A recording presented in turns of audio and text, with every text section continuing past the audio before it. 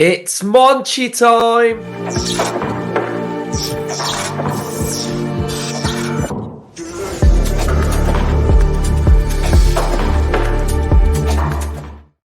Hello and welcome back to Up the Villa podcast. If you are new to our channel, subscribe, drop this video a like and get involved in the comment section down below. Let's have a like target of 800. Let's go big, being as we're in the international break.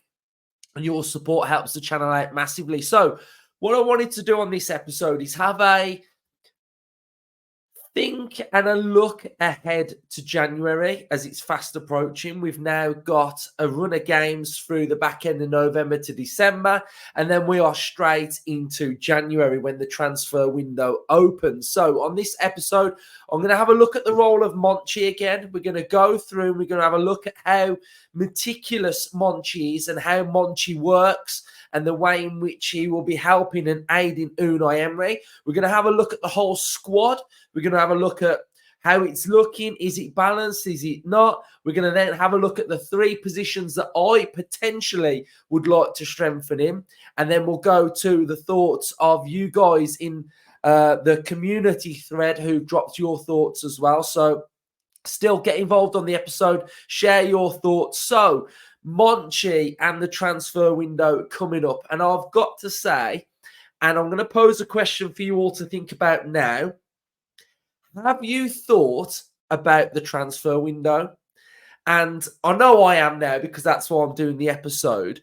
But I'm going to say this may be the first time that you guys at home are thinking about the January transfer window. And for me, that showcases how good of a job NSWE, Unai Emery and Aston Villa are currently doing. Gone are the days, and I said this in the summer, that what we don't want to be doing is soon as that transfer window shuts in September 1st, you're thinking about January 1st.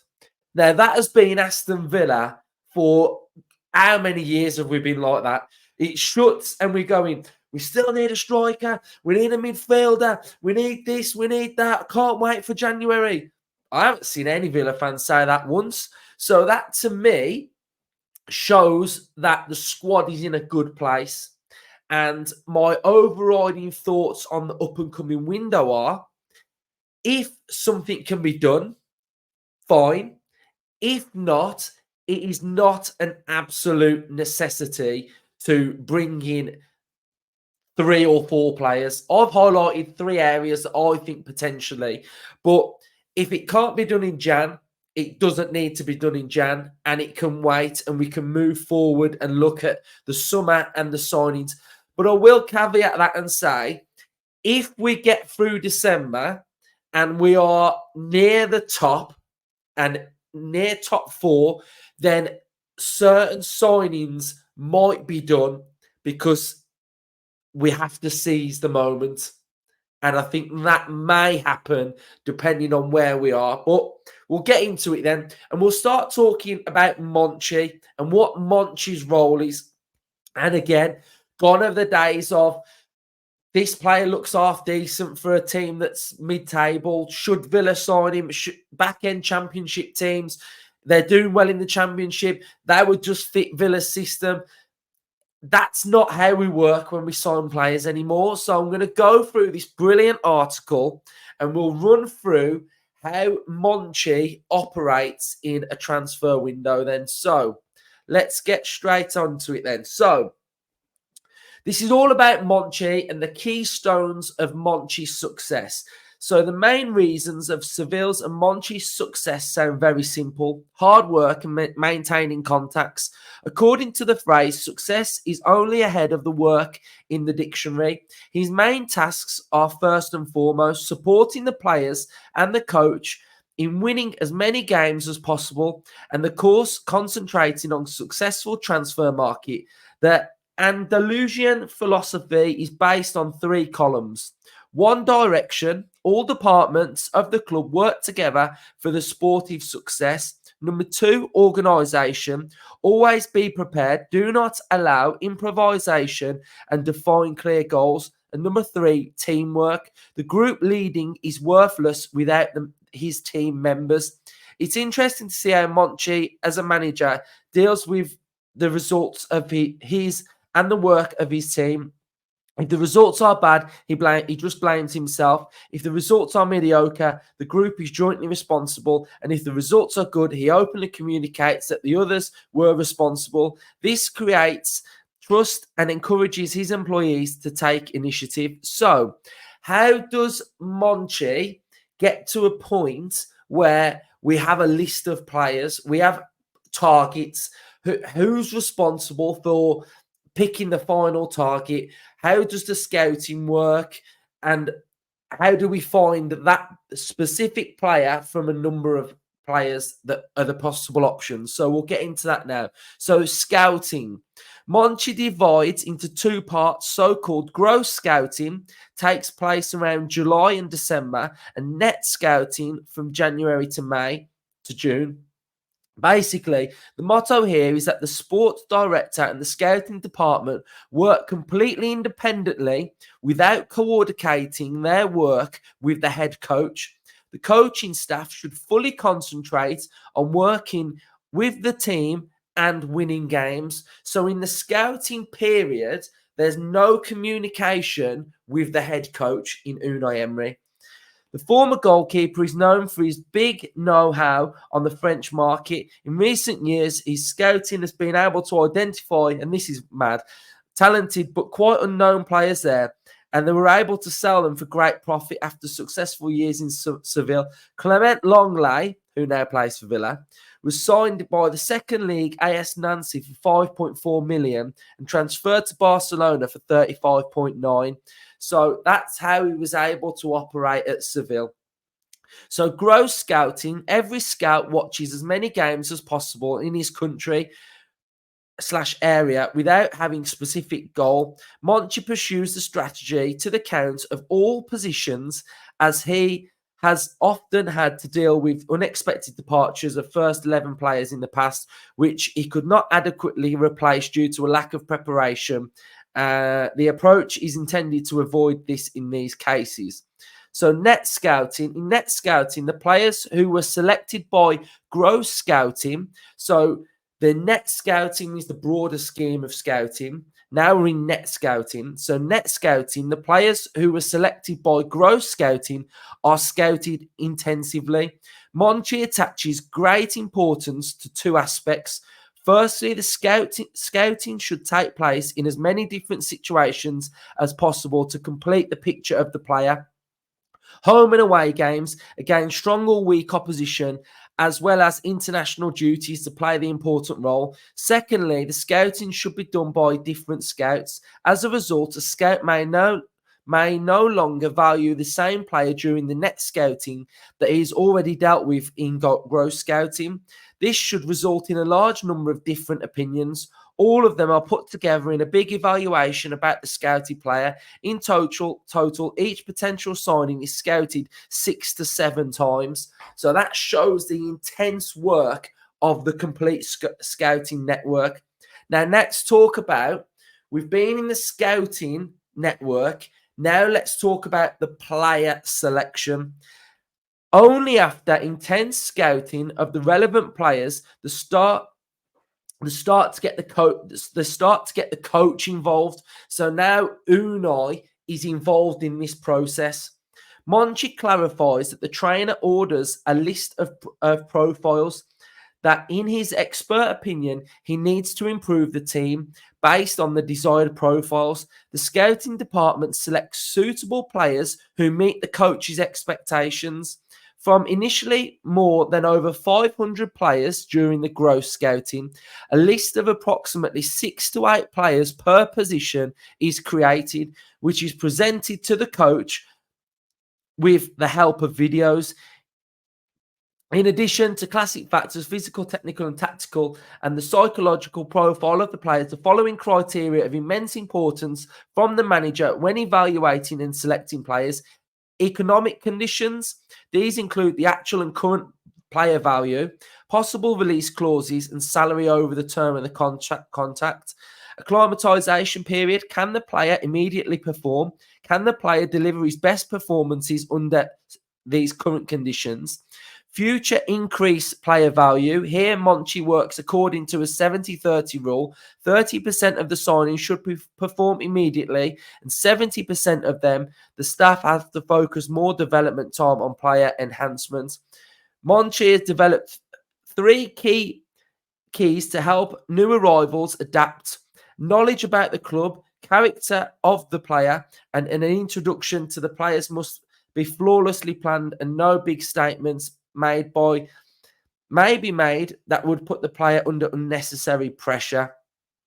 So that is absolutely fascinating for me. It's fascinating to see how that process works from net scouting all the way until Unai gets involved, and then Unai's decision, and that's how we'll sign players. So it's absolutely fascinating, and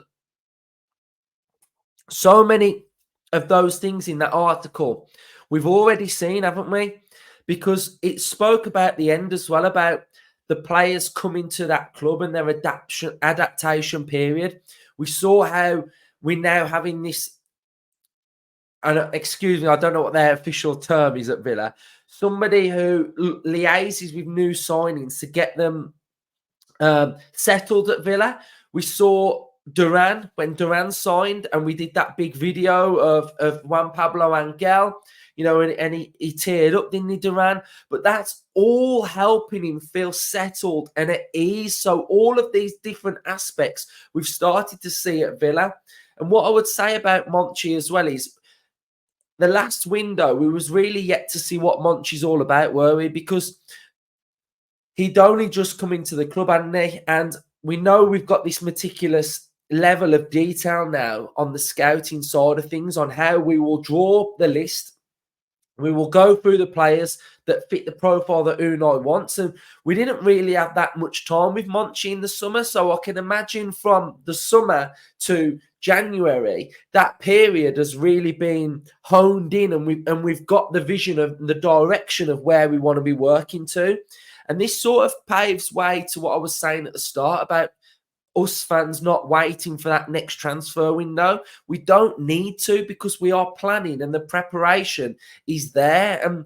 And for whatever, if anything arises that we've got massive injuries, etc., then we will be planned for those different scenarios. And I think my general point is that I'm not looking for Villa to get to a transfer window, because we are building as a club and everybody's working together, and there's a direction and there's an end goal that we need to get to. So, you know, my initial thoughts on this January window are the squad's okay. The squad's okay, but there might be certain areas that we do need to improve on. So that was just the basic analysis of how Monchi works. And I think it's so important that we all understand kind of what goes on behind the scenes to how we get to these specific players that we want to sign. So that was how Monchi's working. I imagine he's going to be really busy. And yeah, I imagine we will see the bigger picture in the summer, when he's had sort of a whole year at Villa to work out what we need and where we are. So I'm going to have a look now at the whole squad and where we are and where we think we might need to improve. So I've circled Mings and Buendia because they are injured, and I think we all know that they are injured. But it's important when we're going into a transfer window to not forget them, because they have still got massive parts to play at Aston Villa. So when we're looking at maybe a creative player, we've still got to remember that Buendia still plays for us, and he will be coming back at some point. So I think that's worth noting in those areas. So I've circled those to still keep them in the picture. And what I've tried to do is, in each position, you'll see depth. So if we look at Watkins, you've got Duran, Diaby, you've got Bailey and Traore. McGinn on the right, you've got McGinn and Buendia. On the left, Zaniolo, Tielemans, Ramsey. So that shows the depth of where we are. Yeah, you could put Tielemans next to Luis, but I think where we are right now, this graphic shows where we are. So I'm going to put another graphic on now of some players that I think need moving on. And And whether it's in January, because we've got to think of squad depth and how we utilise the team, but there's 3 players for me who I think need to be moved on. And they are Olsen, Dendoncker, and Callum Chambers. For me, when they've had their chances, they don't take them. And I think we need to move on from these. The term squad player, I don't really like. And I've never really liked squad player because the term is basically you're not good enough to play for the first team, but you'll do a job. And for where we're going to and the way we play, doing a job doesn't really work. And I think this can be highlighted perfectly in the sense of the European games. Now, Emi Martinez should not be playing every single European game for Aston Villa. It just shouldn't happen. He doesn't need to play every European game, but he's having to because the backup is just, unfortunately, not good enough. Dendoncker, not good. It's just not good enough. We've got to be honest. Not good enough. Callum Chambers, not good enough. So in those areas, for me, that they're not good enough and there's not enough depth there. So if I have to sort of take them away, we then start to get to a point now where we've got an area of the team that is looking pretty light. Do I think we could possibly keep Olsen until the summer? Probably, but we need a better goalkeeper as backup and someone who can challenge Martinez. And I just think Olsen doesn't do that. I do think we are quite light in that Kamara role because I just don't think Dendoncker can do the job. So maybe in the summer there may be something in that area. And then I think we can all agree that the right back role, we are looking very light if something happens to Matty Cash. I do have the view of in the summer, though, that we were going to change the back three and we were going to go heavy at times. So you were going to have Konsa coming into there and we probably were going to play with a Carlos or a Mings and a Pau. And we got that rotation with Pau and Mings and then we brought Long Lane. So I think that whole vibe, I think we really are looking a little bit light. So I would probably highlight a right back coming in, whether that's someone that fits the same profile as Cash or whether it's a more defensive-minded player so that Kamara doesn't sometimes have to really screen. We can go with a player that's a little bit more defensive in there. So those are all different options for me. And then I would probably say I'm looking at that Luis role at times as well and thinking, when Luis is out the team, have we got the adequate attacking midfielder to do what Luis can do? So that is one area that I would highlight in the summer. And I think another big attacking box-to-box central midfielder could come in there. So for me, I would say keeper, right back, and these are ifs we feel it's adequate to do, a keeper and a right back. But there is one area that I would like to see us bring in another player, and it would be up top.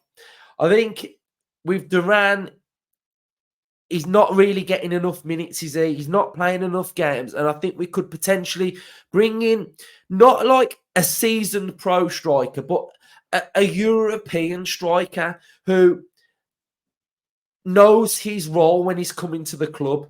And I think that would be massive. That would add a different option. So I think those are sort of the areas that, I'm sort of really going to highlight here. I think we could go keeper, right back in that area, and maybe something in and around there. Those are the 4 areas that I would possibly highlight as areas that I think we could possibly do some business. But again, I don't think it's massively one of those where it's make or break. I think the squad's looking good. You're going to have Buendia coming back after the new year as well. And I think those are just some areas that I would highlight. But, if you were to take away that and that, that option in and around there would be absolutely huge this season, and the depth starts to look really, really, massive in that area. So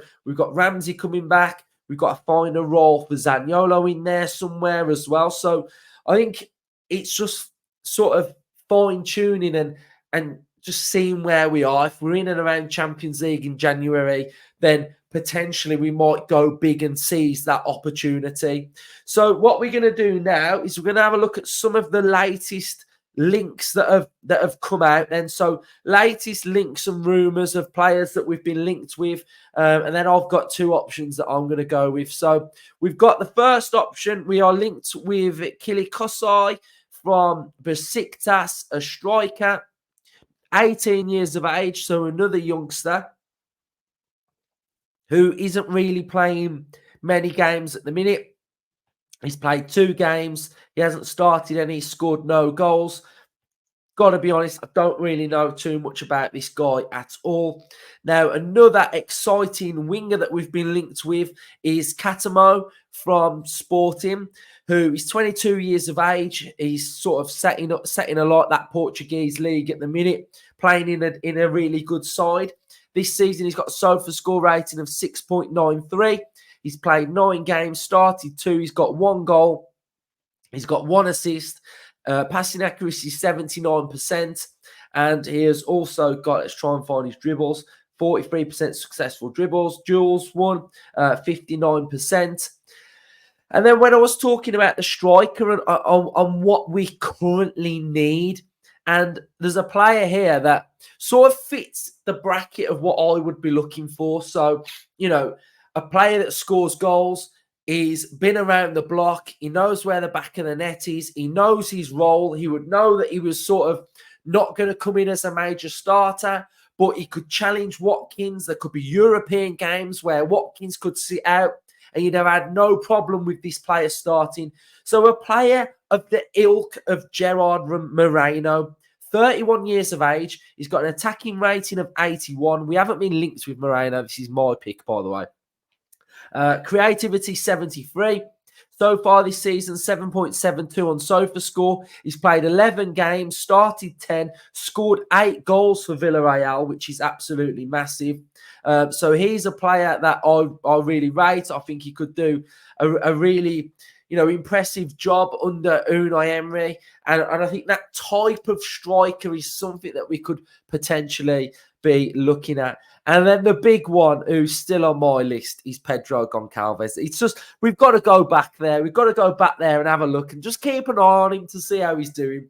So 7.35 so far this season. He's played 11 games, started 11, 3 goals. He's got 1 assist. His passing accuracy per game, 80, 91 in his own half. Absolute baller. Absolutely love him. Think he's a great player. And he would be someone that I would love to see sort of in that Dougie Luiz wall with Dougie Luiz. So, yeah, that would be massive. And I just think, he would be a player who really excites me. And I think he's a really, really good player. So what we'll do now is we'll go to the Villa faithful then, and we'll have a look what you guys have been saying. We'll have a look at some of the comments and some of the areas that you guys have highlighted. So we've got Rachel, a big fan. Rachel has put, I don't think we'll be too active. The Jan window isn't great time to be busy. Possibly if we are still in the hunt for top 4 or top 5, we may do. I think the only position we really need is a right back to provide competition for cash and an option on the right-hand side of the attack. Majority of our business will be done next summer. I mean, Rachel, you've literally just read my mind and said everything that I've just said in a short paragraph. So on the similar sort of lines to me, JJ, in my opinion, an improvement or a right back and a centre forward. Other than that, once injuries start coming back, I think we will have a good squad ready to push for the top spots. We've got big fan of the channel here. I'm going to have to read his comment out because it'll be rude not to. Out of the trash. Be linked with right backs outside of this window. Even a backup option will do there, though it's it is upgradable. Still holding out for Jonathan David, lol. Though that's a long shot given all his new contract, his form overall, and attention around him. If there's a better backup keeper to Olsen that's available for a low fee or a loan, that would be nice. But I doubt it, and it can't and won't be something to be splashed the cash on. A great comment. Number 2, goalkeeper and a striker, attacking player. That's from Andy. We have got a starting right back, backup goalkeeper, and competition up front, so we can send Duran out on loan to play every week. A right back is a must in my ideal world, but it would be Frimpong from Leverkusen. But Sugawara from Alkmaar is a good and more realistic target. But go for broke. That's from Dennis. Richards, but definitely a right back, a world-class striker too. I think we've already got one of them. And just in case of an injury to Ollie, yeah, I think we need a striker. Neil, right back, has no cover since Ashley Young has moved on. Mark, a right back and a goalkeeper. LG has put right back number 2, centre forward, and a central midfield with Dendonka, put your teeth in. Dendonka gets a move. It's a small squad. Desperate for a backup keeper. Another option to Ollie and cover for cash. That's from Darryl. Shane, backup right back and a striker, target man. Vince has put right back. We've got a right back, and then we've got a striker since Duran is a bad egg from all the reports I'm hearing. If Ollie gets injured, you can see that word, right back would be good, and that's from Rich. So great to get the thoughts of Villa fans, and I think we're all agreeing really of where we are, where the squad is, what we're looking like, what the shape's looking like. Not a necessity, but yeah, hopefully you've all enjoyed this transfer episode on Monchi and the role and what we've got to come. I thought do it in this break because December's going to be really busy, and then we're going to be straight into transfer rumours. So, comment your thoughts down below, and support the channel. Get involved. It's there for you. Every episode we do is there for you to drop your thoughts, share your thoughts, and just get involved. We've got quite a few episodes coming out this week. I've got some good guests lined up as well. So, cheers everyone for watching. Up the Villa.